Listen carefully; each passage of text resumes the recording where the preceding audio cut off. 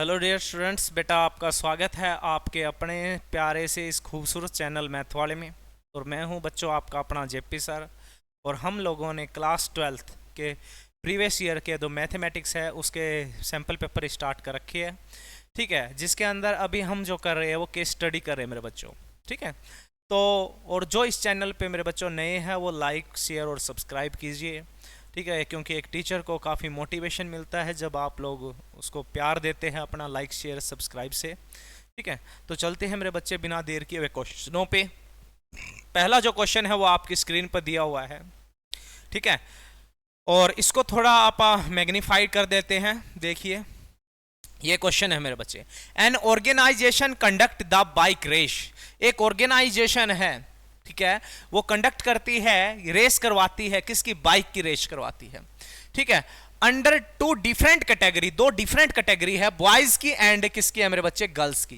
दो कैटेगरी है। ठीक है, बॉयज और गर्ल्स के बीच में क्या करवाई जाती है? रेस करवाई जाती है। दो कैटेगरी बनाई गई है।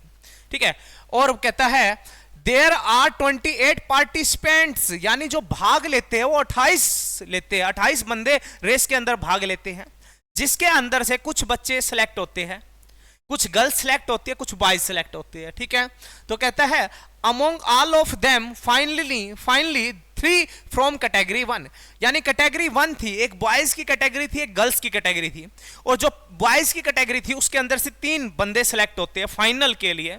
ठीक है, और गर्ल्स की जो कैटेगरी थी उसके अंदर से 2 गर्ल्स सिलेक्ट हो जाती है फाइनल रेस के लिए। ठीक है, अच्छा, Ravi form 2 set B and G, 2 set बनाता है रवि। ठीक है, पार्टिसिपेंट दे रखे बेटा प्रोजेक्ट के। अब देखिए बी के अंदर जो स्टूडेंट है, या मान लो 2 बाइक रेसर है, वो बॉयज है, उसके अंदर 3 बॉयज है, और गर्ल्स की जो कैटेगरी है उसके अंदर 2 गर्ल्स है मेरे बच्चों, G1 और G2 नाम दिया है। ठीक है, बॉयज और गर्ल्स को रिप्रेजेंट करती है। अच्छा, अब क्या कहता है सुनना। Based on the above information of the flowing, देखो मैंने इस क्वेश्चन को आगे थोड़ा एक्सप्लेन कर रखा है। अगर आपको यहाँ ये पिक दिखाई नहीं दे रही है ना मेरे बच्चे, तो इसको मैंने थोड़ा आगे एक्सप्लेन कर रखा है इस पिक को। तो आप देखिए यहाँ पे ये दे रखा है, ये सारा वही है। ठीक है, अब कहता है how many relation are possible from B to G. अरे बी टू जी रिलेशन कितने पॉसिबल हो गए? अरे मेरे बच्चे 2 सेट बनाए गए, बी सेट है और एक सेट है मेरे बच्चे जी सेट है। क्लियर है? बी टू जी ये रिलेशन है। यहाँ पर 3 बॉयज है, B1 B2 और B3 कैटेगरी फर्स्ट में, और यहाँ पे 2 गर्ल्स है, G1 और G2 है। यहाँ तक कोई डाउट है तो बोलिए। ठीक है, 2 गर्ल्स है।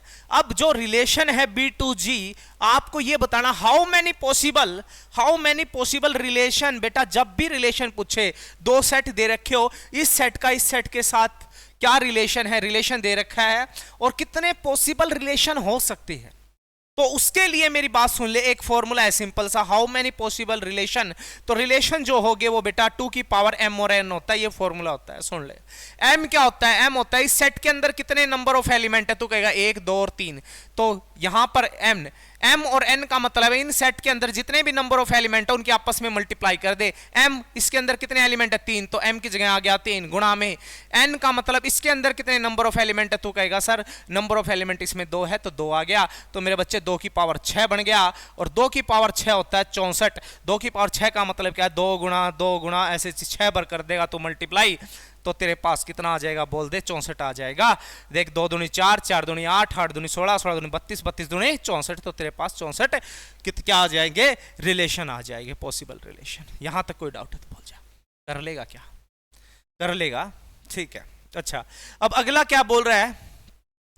अगला बोल रहा है, चलो मैं इसको रफ कर रहा हूं भाई, स्क्रीनशॉट लेना है तो ले सकते हो। ठीक है, हाँ जी। अब देख, जो रिलेशन आपने जो सेट बनाए थे, यहां आपके पास B सेट था और ये G था। ठीक है, इसके अंदर 3 थे, B1 B2 और B3 थे मेरे बच्चे, इसके अंदर G1 और G2, 2 गर्ल्स थी। ठीक है, B2G रिलेशन दे रखा है मेरे बच्चों। ठीक है, अच्छा, दूसरे में क्या कहता है? Among all of them possible relation. ठीक है, from B to G how many. अब आगे देख, हाउ मैनी फंक्शंस मेरे बच्चे, फंक्शन। रिलेशन तो आपने बता दिया पहले पार्ट में कितने बनेंगे, तो फॉर्मूला क्या है? 2 की पावर m और n आ जाएगा इनटू में। ठीक है। अब इसने क्या बोला है, मेरी बात सुन ले। इसने बोला है मेरे बच्चे कि हाउ मेनी फंक्शंस, कितने फंक्शन हो गए जब आपका रिलेशन दे रखा है b2g। मेरे बच्चे b2g दे रखा है, देख यहां से यहां जा रहा है, यहां से यहां जा रहा है, तो 2 की पावर में जहां से जा रहा है, कहां से जा रहा है, यहां से जा रहा है, तो इसके नंबर ऑफ एलिमेंट देख ले। तू कहेगा सर इसमें नंबर ऑफ जो एलिमेंट है वो 3 है। कितने हैं मेरे बच्चे? 3 है। तो 2 की पावर 3 मतलब 2 गुणा 2 गुणा 2 आ गया, तो 2 दूनी 4, 4 दूनी 8, तेरे पास 8 आपके पास नंबर ऑफ क्या आ जाएंगे? पॉसिबल फंक्शन आ जाएंगे अगर रिलेशन दे रखा है b2g। जहां से जा रहा है तो इसके अंदर नंबर ऑफ एलिमेंट देख ले, वो 2 की पावर में लगा दे, तेरे पास नंबर ऑफ फंक्शन आ जाएगा। कोई डाउट है तो बोल जा, कर लेगा। अच्छा अब आगे क्या कहता है, लेट b2b रिलेशन है। b2b का मतलब समझे आप, b2b का मतलब इसको स्क्रीनशॉट लेना ले सकता भाई, ठीक है। b2b का रिलेशन क्या है वो देखिए कि एक सेट दे रखा है, चलो इसको आगे देख लेंगे अपन नेक्स्ट स्लाइड पे। b2b दे रखा है, ठीक है। अच्छा फिर कहता है डिफाइन एज, जो रिलेशन है वो कहता है x and y are student, 2 student कोई भी उठाता है, b का b के साथ ही है, तो मतलब उसमें अंदर से 2 स्टूडेंट उठा लिए, एक को नाम दे लिया x और एक को नाम दे लिया y। अरे भाई b सेट में से उठाए, और b सेट जो है ना वो है बॉयज का सेट है, तो मतलब कहने का मतलब सिंपल सा यही है कि उसने 2 बॉयज उठाए, ठीक है। अच्छा फिर कहता है are of the same sex, उनका सेक्स सेम है, यानी उनका जो हाँ आपके पास लिंग है वो सेम है, यानी दोनों ही क्या है? पुरुष है, ठीक। और होगे भी भाई, सेट ए के अंदर से 2 बंदे उठाए, और जो सेट ए बनाया गया ना वो क्या बनाया गया है? बॉयज का सेट बनाया गया, बी का बी के साथ ही रिलेशन है। अरे 2 बॉयज उठाए तो दोनों बॉयज ही है ना, मतलब गर्ल्स तो नहीं है ना, तो गर्ल्स होती तो आप बोलते डिफरेंट सेक्स है, यानी एक बॉयज एक गर्ल्स है। अब दोनों ही बॉयज है तो सेम सेक्स तो होगा भी बच्चे, ठीक है। अच्छा लेकिन अपने आप को ये करना क्या है, मेरी बात सुन ले। अच्छा अपने को प्रूफ करना है कि ये जो रिलेशन है वो इक्विवेलेंट रिलेशन है। इक्विवेलेंट रिलेशन का मतलब है आपको रिफ्लेक्सिव भी प्रूफ करना है मेरे बच्चे, आपको सिमेट्रिक भी प्रूफ करना है, और आपको क्या करना है? ट्रांजिटिव भी प्रूफ करना है, ठीक है। तो चलते हैं, रिलेशन क्या है देख ले, मेरी बात सुन ले। एक्स और वाई 2 स्टूडेंट उठाता है और आर द सेम सेक्स के है, और b2b रिलेशन है, तो आप इसको यहां बना लेते हैं। देख b का b के साथ ही रिलेशन देख ले, ये b है, ये भी b है मेरे बच्चे, ठीक है। यहां पर 3 बॉयज थे, b1 b2 और b3, इसके अंदर भी 3 बॉयज ही हो गए, ये भी b से b का रिलेशन है, ठीक है। तो 2 बंदे उठा लेता है, इसमें से जो बंदे उठाएगा उसको x नाम दिया, और इसमें से जो बंदे उठाएगा उसको y नाम दिया। अब कोई भी तो 2 बंदे उठा ले, कोई भी उठा ले भाई, कोई भी उठा ले, ये बंदा उठा ले, इसमें से चाहिए बंदा उठा ले, क्या इन दोनों का सेक्स सेम होगा? बिल्कुल होगा, क्योंकि दोनों बॉयज है, तो रिफ्लेक्सिव हो गया, क्योंकि डबल में होना चाहिए, आपको पता है। ए टू ए, देख मेरी बात सुन, ए टू ए लेगा, यानी इसका इसी के साथ रिलेशन, अरे खुद का खुद के साथ रिलेशन, खुद का खुद के साथ तो सेक्स सेम ही होगा ना, दोनों एक बंदा है उसका उसका ही सेक्स देखें, वो तो बॉयज ही है, तो वो रिलेशन में आएगा कि नहीं आएगा? मेरे को एक बात बता दे, आएगा, तो तू कहेगा सर ये रिफ्लेक्सिव हो गया।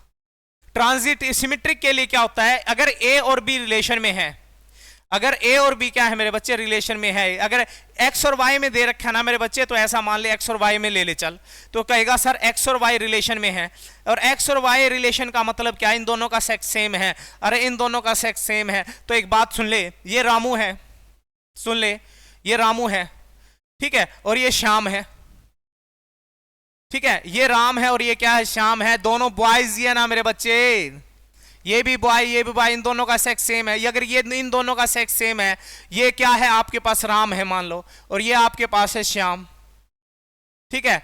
अब इन इसका मैं इसके साथ रिलेशन देख रहा हूं, मतलब ये बॉयज है, ये भी बॉयज है, सेम सेक्स है, तो अगर मैं उल्टा देख रहा हूं, ये यहां पे ये क्या आ गया मेरे बच्चे? ये आ गया श्याम, क्या आ गया? श्याम आ गया, और ये क्या आ गया? बॉयज, ये क्या आ गया आपका? राम आ गया। यहां मैं अब उल्टा देख रहा हूं, अरे फिर भी तो सेक्स सेम ही रहेगा, ये थोड़ी ना लड़के से लड़की बन गई, ये इन राम और श्याम का सेक्स सेम है, तो श्याम और राम का भी सेक्स सेम ही है, मतलब ये भी तो बॉयज ही हुए ना, सेम सेक्स के हुए, तो आपके पास क्या हो गया? सिमेट्रिक हो गया। तो कहेगा ये रिलेशन में है, यानी एक्स और वाई सेम सेक्स के है, तो वाई और एक्स भी आल्सो क्या आएगा? सेम सेक्स के होगे कि नहीं होगे मेरे बच्चे? होगे, बिल्कुल होगे भाई, बिल्कुल होगे।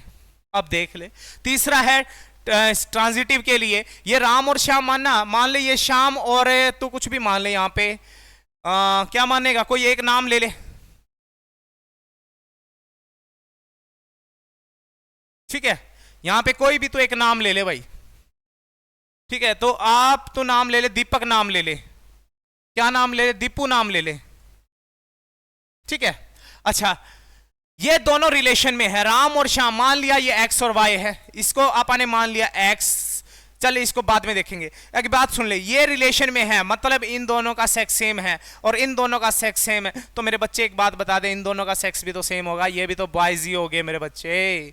क्या हो गए? बॉयज ही हो गए ना। तो आप ये कह सकते हैं कि भाई एक्स और वाई रिलेशन में है, इसका मतलब क्या? दोनों का सेक्स सेम है। एंड वाई और जेड रिलेशन में है, इसका मतलब वाई और जेड का क्या है? सेक्स सेम है। देखिए, इसका सेक्स सेम था यानी दोनों सेम थे, ये इनका सेक्स सेम है यानी दोनों बॉयज थे।